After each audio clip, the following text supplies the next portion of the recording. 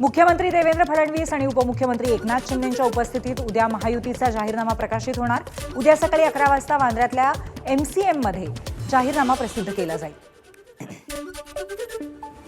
मुंबईतल्या दादरच्या शिवाजी पार्क मैदानामध्ये उद्या ठाकरे बंधूंची संयुक्त सभा पार पडेल। सभेचा टीजर दोन्ही पक्षांकडून प्रकाशित। ठाकरे बंधू काय बोलणार याकडे सर्वांचं लक्ष। ठाकरे बंधूंच्या कालच्या सभेनंतर उपमुख्यमंत्री एकनाथ शिंदेंची थोड्याच वेळात नाशकात सभा। काल ठाकरेंनी दिलेल्या टीकेला शिंदे काय उत्तर देणार याकडे सर्वांचं लक्ष।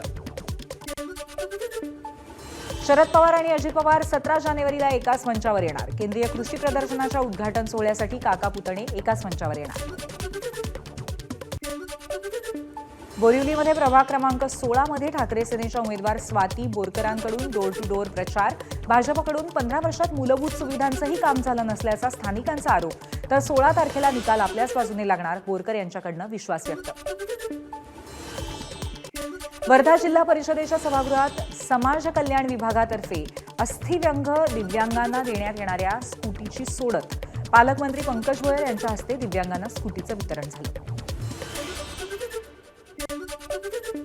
बुलढाण्यातील हिवरा आश्रम येथे स्वामी विवेकानंद जयंतीनिमित्त 40 एकर जमिनीवरती महाप्रसादाचं आयोजन।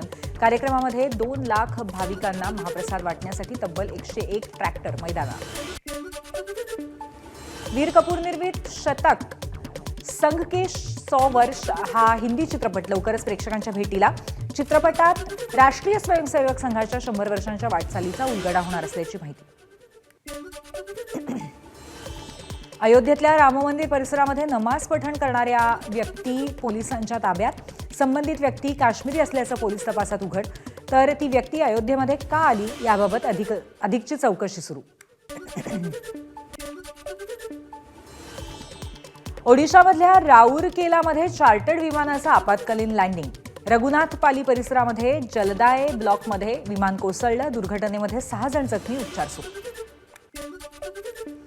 दक्षिण आफ्रिकेतल्या अंडर-19 विश्वचषकाच्या सराव सामन्यामध्ये भारताच्या वैभव सूर्यवंशीचं शतक केवळ 4 धावांनी हुकलं। स्कॉटलंड विरुद्धच्या सराव सामन्यात वैभव सूर्यवंशीची अवघ्या 50 चेंडू 96 धावांची तुफानी खेळी। भारत आणि न्यूझीलंड 3 सामन्यांच्या वनडे मालिकेला उद्यापासून सुरुवात।